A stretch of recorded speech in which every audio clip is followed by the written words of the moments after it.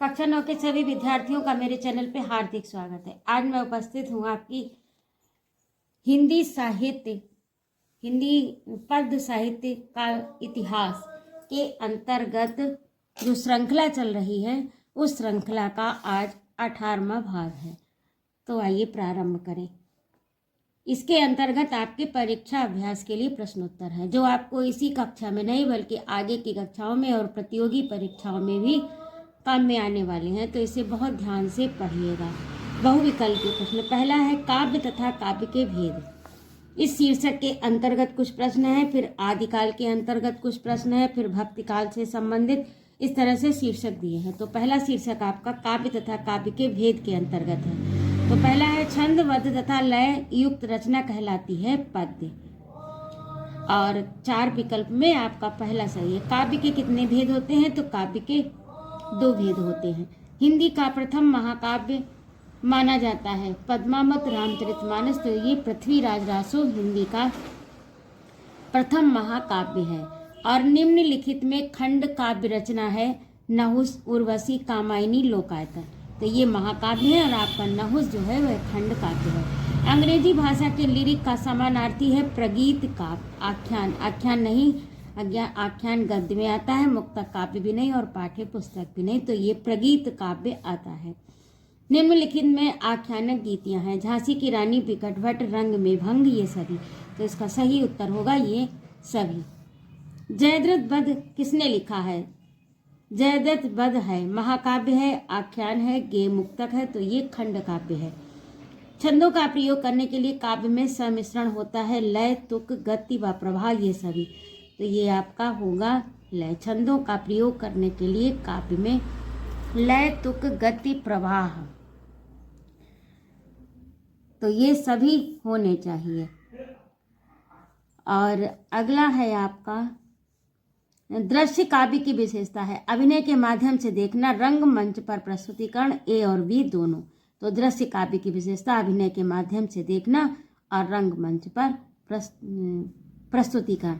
और 8 का आपका ये वाला सही होना चाहिए क्योंकि छंद इसमें आपकी पुस्तक में दिया है लेकिन हो सकता है मिसप्रिंट हो, क्योंकि छंदों का प्रयोग करने के लिए काव्य में सम्मिश्रण होता है, लय का भी होता है, तुक का भी ध्यान रखा जाता है और गति व प्रवाह का भी ध्यान रखता है, तो ये वाला सही आपका होना चाहिए, ये गलत है। प्रबंध काव्य का भेद है। प्रबंध काव्य का भेद है महाकाव्य, आख्यान, गीतियां, खंड काव्य, ये सभी, तो ये इसका उत्तर ये सभी होगा। हिंदी पद्य साहित्य के इतिहास को कितने कालों में बांटा गया है? तो 4 भागों में बांटा गया है। तो पहला आदिकाल। सिद्धों की संख्या कितनी मानी जाती है? तो सिद्धों की संख्या 84 मानी जाती है। रासो ग्रंथ में प्रयुक्त हुई भाषा का नाम है ए और बी दोनों, डिंगल और पिंगल। रासो ग्रंथ में इन दोनों भाषाओं का प्रयोग हुआ है, डिंगल और पिंगल। आला खंड भारत के किस हिस्से में गाया जाता है? तो आला खंड भारत के उत्तरी हिस्से यानी उत्तर प्रदेश में उत्तरी भाग में गाया जाता है। अगला प्रश्न है सारंगधर रचनाकार हैं परमाल रासों के, खुमान रासों के, हमीर रासों के, तो इसका सही उत्तर होगा बी यानी हमीर रासों के। आदिकाल को अन्य किस नाम से जाना जाता है? तो इसका होगा वीर गाथा काल। और खुमान रासों, तो पहला है प्रबंध काव्य, वीर काव्य, मुक्तक काव्य, महाकाव्य, तो इसका होगा प्रबंध काव्य। वीर गाथा काल की कविता का मुख्य विषय क्या था? वीरों का यशोगान, इसीलिए इसका नाम वीर गाथा काल पड़ा, यानी वीरों की गाथाओं का यशोगान। भक्तिकाल की समय सीमा है, तो ये 1343 ईस्वी से 1643 ईस्वी तक है। भक्तिकाल की शाखाएं हैं निर्गुण शाखा, सगुण शाखा, ए और बी दोनों, तो ये दोनों हैं क्योंकि कुछ कवियों ने निराकार ब्रह्म की उपासना करके अपनी रचनाएं लिखी हैं और किसी ने साकार रूप में लिखी हैं, साकार रूप इष्ट की उपासना से। और ज्ञानाश्रयी शाखा के प्रतिनिधि कवि हैं कबीरदास, रविदास, मलूकदास, ये सभी, तो उसका डी वाला सही होगा ये सभी।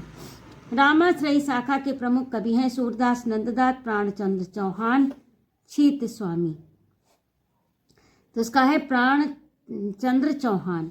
निर्गुण शाखा के कवि नहीं हैं कबीरदास, दादू दयाल, सुंदरदास, केशवदास जो हैं वह नहीं है, क्योंकि केशव दास ने सगुण उपासक के हैं। रामचंद्रिका इनकी प्रमुख रचना है। रत्न खान के रचनाकार हैं रायदास मलूकदास, तो इसका सही उत्तर मलूकदास होगा। सूफी कवि किस शाखा से संबंधित हैं? तो ये प्रेमाश्रयी शाखा से संबंधित हैं। मंझन की रचना है मधुमालती। और किस कवि की रचना का उद्देश्य लोक मंगल की साधना माना जाता है? तो इसमें सबसे सही उत्तर होगा तुलसीदास। रामाश्रयी शाखा के कवि हैं हृदयराम कुंभनदास, ये नंददास रसखान, ये कृष्ण के धारा के हैं। तो इसमें एक हृदयराम जो हैं वो रामाश्रयी काव्य के शाखा के कवि हैं। निम्नलिखित में अष्टछाप के कवि नहीं हैं। तो रसखान, चतुर्भुजदास, कृष्णदास, छीत स्वामी। तो रसखान जो है वो अष्टछाप के कवियों में नहीं आते हैं। भक्ति काल की प्रमुख प्रवृत्ति है भक्ति भावना की प्रधानता, क्योंकि उसमें भक्ति भावना की ही प्रधानता रही है और उसी पर भक्ति भाव पर ही आधारित रचनाएं लिखी गई।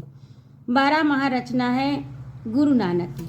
प्रेम का आश्रय लेकर ईश्वर के निराकार रूप की उपासना की गई प्रेमाश्रयी शाखा में। इंद्रावती रचना है नूर मोहम्मद की और प्रेमाश्रयी शाखा के कवि हैं उस्मान। ज्ञानदीप कृति के रचनाकार हैं शेख नबी।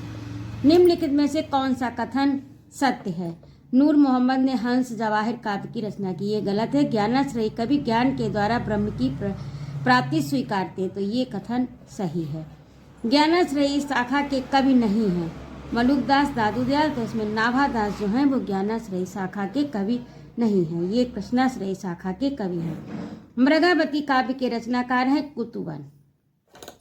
और किस काव्य के कवियों ने प्रेम को ईश्वर की प्राप्ति का आधार बनाया? तो सूफी काव्य धारा।